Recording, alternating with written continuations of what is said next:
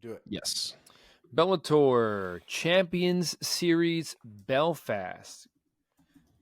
Going down at the SSE Arena in Belfast, Northern Ireland. There will be 11 fights on this card, and we're going to talk about the main card, starting with, in the featherweight division, James Gallagher taking on Leandro Higo. So Gallagher, let's see, the Irishman.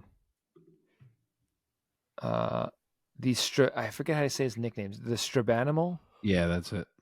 Strabanimal. What a funny guy.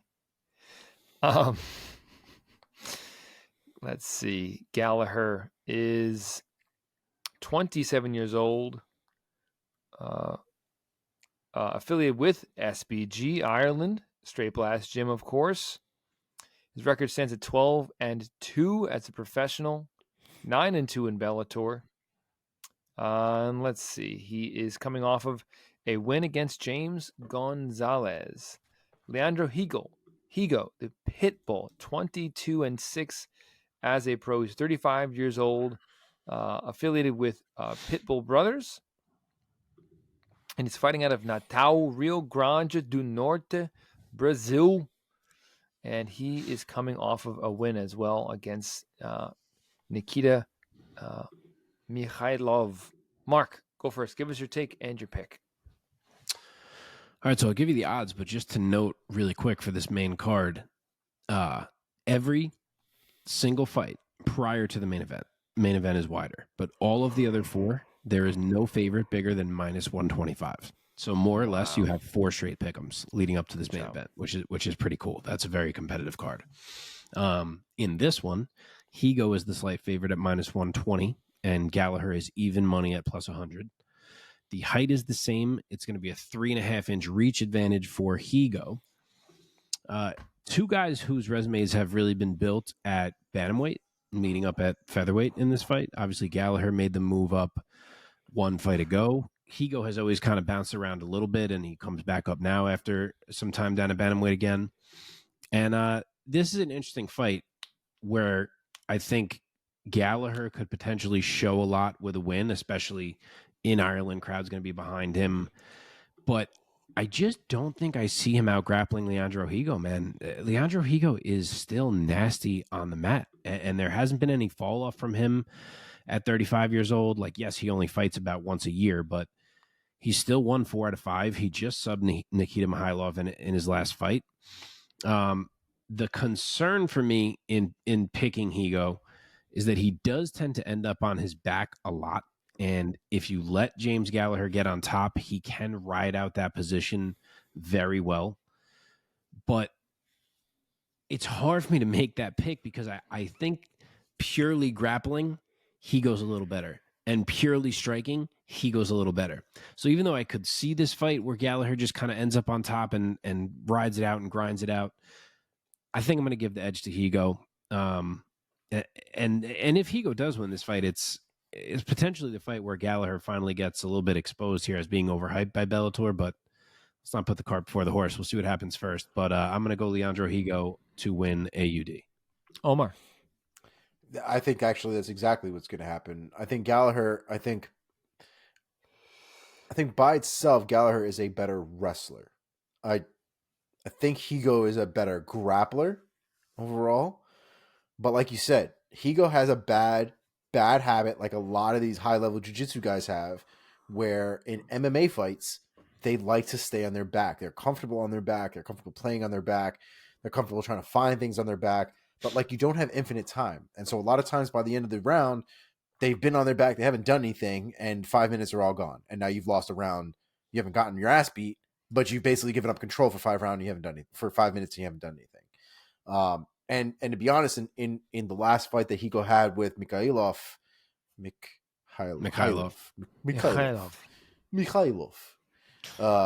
in his last fight, some of that happened, right? Higo had some opportunity given to him that he took full advantage of and caught a neck.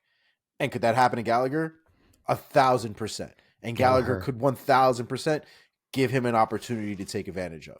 But it's difficult for me to base an entire fight on a small fraction of a second that might or might not happen. To me, it just seems like Gallagher would have. It seems like Gallagher is going to have a lot of success on top, where Higo is going to give him that position and allow him to ride that position out. I think we'll see some things on the feet. I don't think it's going to stay on the feet for long. And I do think it's going to end up taking place mostly on the ground. It might not be the most exciting fight on the ground because I don't think Gallagher is going to want to take a lot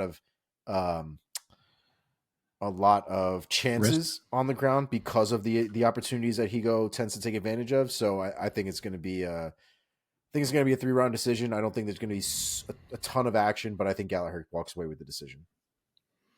I agree. I think this is going to be, it has the potential to be a grappler's delight. These are both guys who are probably best on the ground. James Gallagher, 3/4 of his wins have come by way of submission.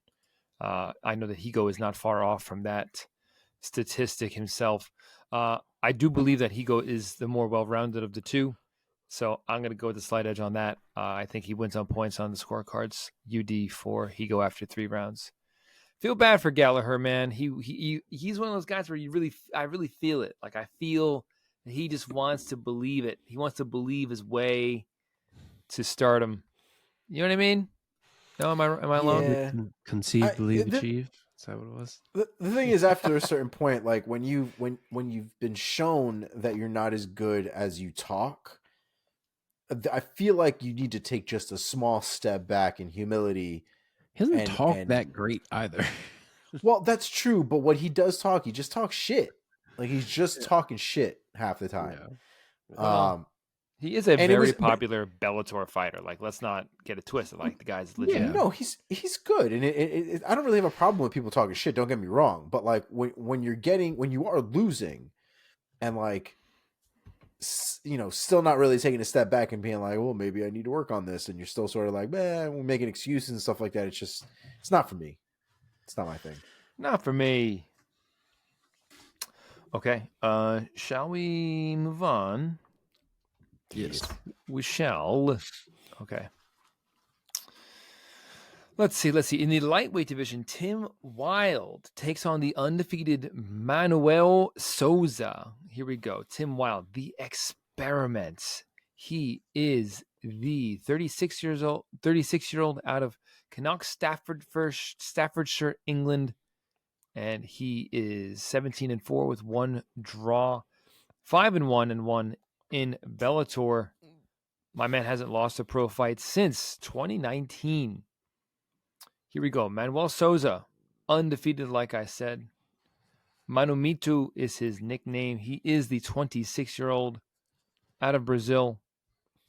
His record stands at 10-0 with, breaking down 6 wins coming by way of knockout, 3 by submission, and only 1 of his wins going to the scorecards.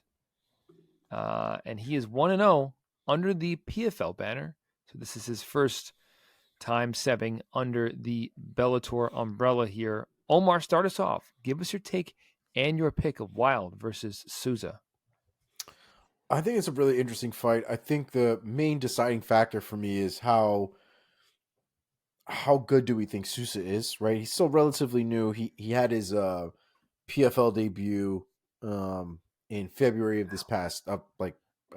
last year, and he won a split decision against Paulo Laya. But I think the thing to take away from that is that before that point, he was wrecking people left and right, first round, second round, killing people, submitting them, knocking them out, all kinds of crazy shit.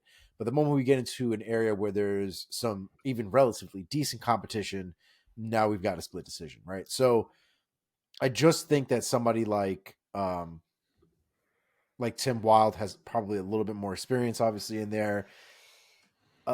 Probably going to have a little bit more success in there as well, I think, overall. I think for me, guys like Sousa that like to rely on those first round finishes and things like that, especially when they're young and they're coming from some of these places that don't always have the best competition. I think that's really when their defense can sometimes be at its most vulnerable. And I think that they don't necessarily always get challenged in that respect. And I think guys like Tim Wilde and guys probably from here on out in these higher divisions are going to present these kind of problems to him. And I think that Sousa is probably liable to get countered as a result. So I think he loses this fight. I think it'll be a good fight for him to learn from in his early career. But I think Tim Wilde walks away with it, I think, by decision. Okay, Mark.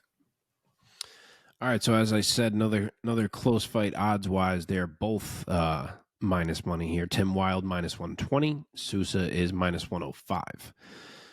2 inches of height and 5 inches of reach for Tim Wilde. This is an interesting fight because you got to think the PFL's high on Manoel Sousa, especially putting him in this spot. He looked like a killer on his way up before they signed him, and I think Tim Wilde's a really great test for him right now because Tim Wilde, as much as he doesn't have a huge name, the dude is no joke. He dropped his Bellator debut to Brent Primus and has proceeded to go 5-0 with a draw since that time. And he just finished Mike Hamill in his very last fight, which is a legit win. So he's good, but he is 36, which is a decade older than his opponent. So that's a factor. I'm sure it will be a factor for Mike. But on the flip side, he has experience in big spots like this, whereas Sousa doesn't. And he is bigger. That 5-inch reach is a solid reach differential to be leaning on. So it would not shock me in the slightest if Tim Wilde just keeps winning and guts out another win here. I was torn on it. When it comes down to it, I think I am going to go with the man who's 10-0 with 9 finishes and just say that the speed and power of Sousa allows him to catch Wilde at one point and put him down. And Sousa can grapple too if this goes there. So it's a coin toss fight for me, but I will say Sousa round 2 TKO. I am given pause by the experience level of Wilde over Sousa. He's young. He's fresher. But you're damn right I'm taking the 26-year-old killer over the older 36-year-old guy. Because I have empathy, man, for Wilde. Like I am a little bit older than Tim Wilde, and I know what it feels like to be this old. And I don't love it. I don't love it. I miss being 26. No, I'm kidding. But I'm serious. The thing is, it's not just that he's younger, but he's such a younger, seemingly more athletic guy, and he's a killer. He's a finisher. Only one of his wins, only one of his fights has even gone the distance. So the only one that was competitive. Yeah. Well, yeah. So I'm going to roll with Sousa. I'll say knockout in round 2.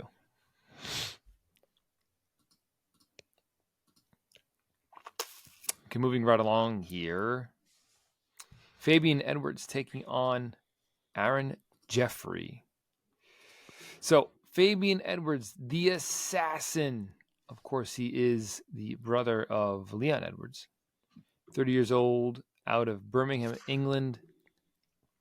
He is 12-3 as a pro, with 4 wins by knockout, 3 more by submission.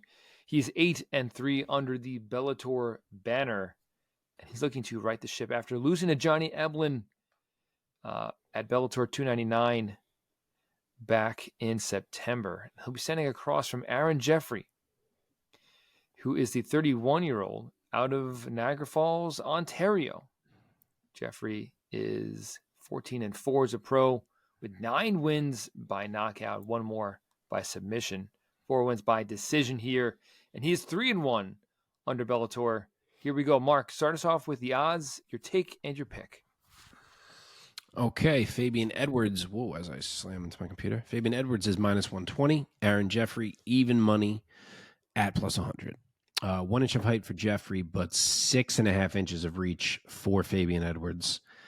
And I really like this fight. And I really want to pull the trigger on Aaron Jeffery, who I've always liked. I've sung his praises before on this show as a guy who I felt could really put it together more than he has thus far. And maybe as this week goes on, I will talk myself into making that pick, but I'm having a hard time going against Fabian Edwards right now, especially in a 3-round fight. You know, he has looked so poised recently. Even in his loss to Eblen, I was impressed. He was controlling range well. He did the same against Gegard. He was walking Johnny down. He was pressuring. He was stuffing takedowns for the first 2 rounds. Obviously, in the third he got dropped. It wasn't even a takedown. So yeah, there was a lot to like from Fabian Edwards even in that loss. And there's a lot he does that really reminds you of his brother. He looks like him the way that he fights. And I just think with only 15 minutes to work and a 6.5-inch reach disadvantage that he's going to have to navigate, I think Aaron Jeffery may run out of time to figure this puzzle out. And I could see him win round 3, but I kind of think Fabian's going to set an early tone in this fight and bank at least 2 of these rounds just by being longer and being a bit sharper and dictating these exchanges. So, I like the talent of Jeffery. Maybe one of these days he breaks through and maybe this is the one, but I'm going to go Fabian Edwards UD. Omar? Yeah, I think the thing that for me makes this fight interesting is where these guys really match up. I think Fabian is probably going to be the better striker of the two of them, especially at long range. When I think we start getting closer together, though, and we start working in the clinch and things like that, I do think that Aaron Jeffries has a bit of an advantage the closer we get. I don't know if either one of them are really going to try to go for a takedown. I think a lot of this fight will probably be spent on the feet, whether in clinch range or not. I still think that a lot of it is still going to be probably standing. And I think overall it's going to favor Edwards a little bit more. I do think the line is about right, though. This is, I think, a very competitive and a very close fight, especially from a stylistic standpoint. But I do favor Edwards being able to manage the fight a little bit more with it being a fairly stand-up fight, I would imagine. So I'm going to go with Fabian Edwards by unanimous decision. We are unanimous with this pick. I, too, will pick Fabian Edwards, and I'll also say by UD, just to keep things moving right along. Okay, it's getting real interesting here. We have Patricio, Pitbull. This is a champ versus champ fight, taking on Jeremy Kennedy. No, not champ versus champ. Just one champ. Oh, my bad. So we got Pitbull, the 36-year-old out of Brazil, of course, really needing very little introduction. He is 35-7 as a pro. Good God, I always just gawk at his record. 35-7. Dear God, he has 35 wins and doesn't even have double-digit losses. 12 wins by knockout and 11 wins by submission. But he's looking to right the ship here, is Pitbull, with back-to-back losses to Sergio Pettis and Chihiro Suzuki, most recently back in July.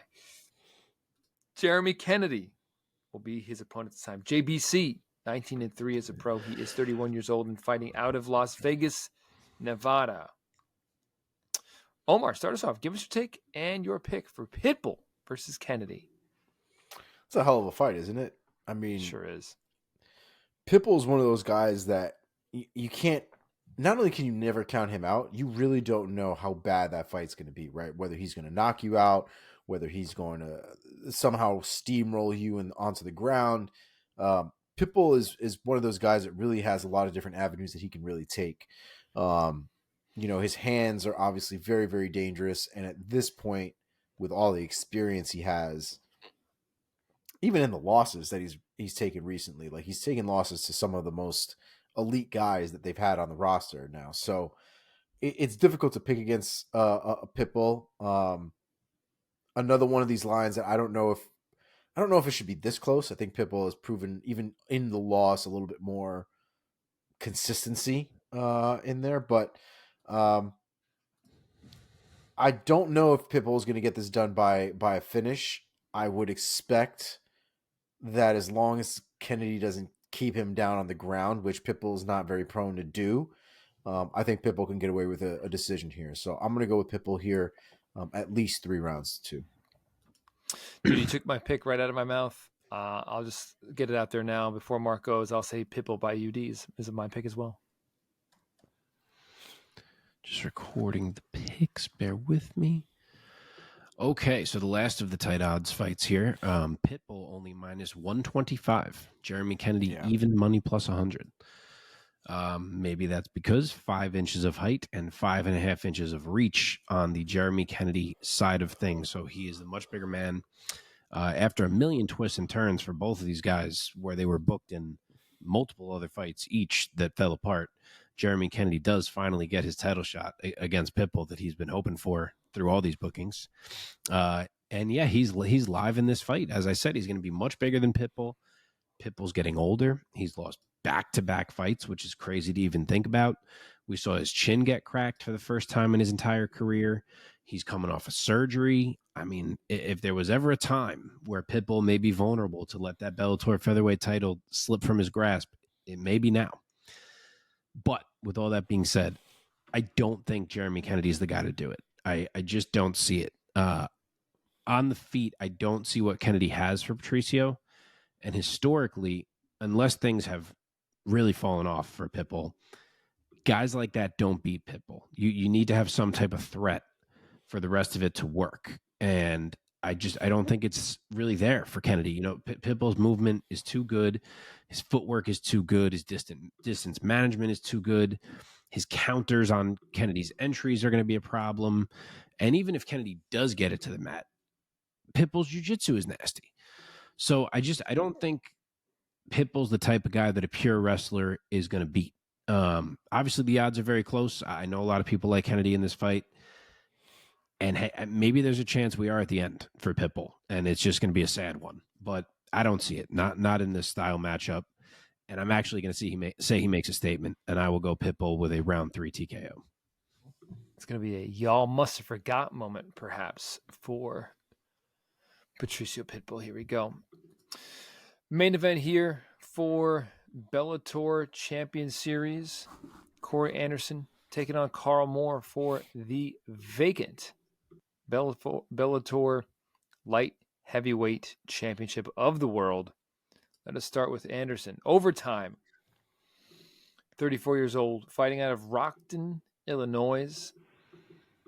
He is, 17-6 as a pro, with a 10-5 UFC record, and now 4-1 under Bellator. Coming off of a split decision win over Phil Davis at Bellator 297 back in last June. Karl Moore, where is he here? Is the 32-year-old fighting out of Ireland. He's 12-2 as a pro. He's currently on a 4-fight win streak, and he is 4-0 under the Bellator banner. Also 4-1 under Cage Warriors. Omar, start us off. Give us your take and your pick. For me, this is seemingly tailor-made for Corey Anderson, if we're being wholly honest. Karl Moore seems like the type of fighter that likes to grapple quite a bit. What probably doesn't mind spending an entire round trying to get control and trying to hold people up against defense and basically trying to nullify the opponent. And frankly, Corey Anderson, I think, is just going to be a better grappler, and I don't think we'll allow that to happen. You combine that with the fact that Corey Anderson's got hands, it could be a really bad night for Karl Moore. I think for me, the biggest question I have is whether I think this is going to be a decision or a finish from Corey Anderson. And I think if there's one thing that I could give Karl Moore, is probably his durability. So I will go with decision by Corey Anderson, but I don't think Karl Moore wins this fight at all. Mark? All right, so wide odds here. Corey Anderson's minus 400. Karl Moore is plus 300. Okay, that's the height is the same. 2.5 inches of reach, though, on the side of Corey.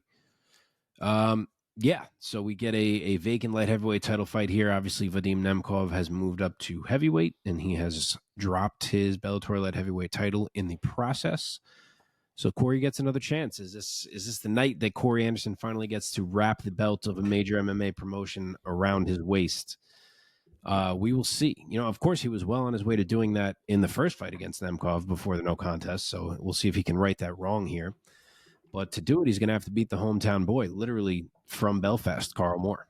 So the support is going to be absolutely crazy. Yep. That'll be a tough thing to counter. And while he's not a mainstream name, he is no slouch. He's 12-2. One of the losses is to Paul Craig. The other one, actually, admittedly, is not a great one, but it's countered by 12 wins. He's 4-0 under the Bellator banner, and he's a tough human. He's one of those guys who just he doesn't go away. It's going to be a hard fight while you're in there with him. But with that being said, I do not think he is at the level of a Corey Anderson. I think Bellator's light heavyweight division kind of has very dramatic tiers, and I think Karl Moore is one of the best of tier 2, but I do not think he beats any of these guys in tier 1, like a Phil Davis or when Nemkov was there or Corey Anderson. As I said, Corey Anderson was just recently beating Vadim Nemkov. So I think Corey's better. I don't think he runs him over, but I think his hands are crisper. I think the wrestling is going to be there as long as he establishes the hands first, which I think he will. And I just think he is going to slowly take this fight over as it goes on. So give me Corey Anderson, round 4 TKO to finally become the Bellator light heavyweight champion. I think we are unanimous on this one. I totally agree. I think Anderson is just going to be too much for Karl Moore to take on. I'm going to say Anderson. I'll say also round 5, just to be a little different from Mark. I'll say a round 5 ground and pound TKO for Corey Anderson. Nice.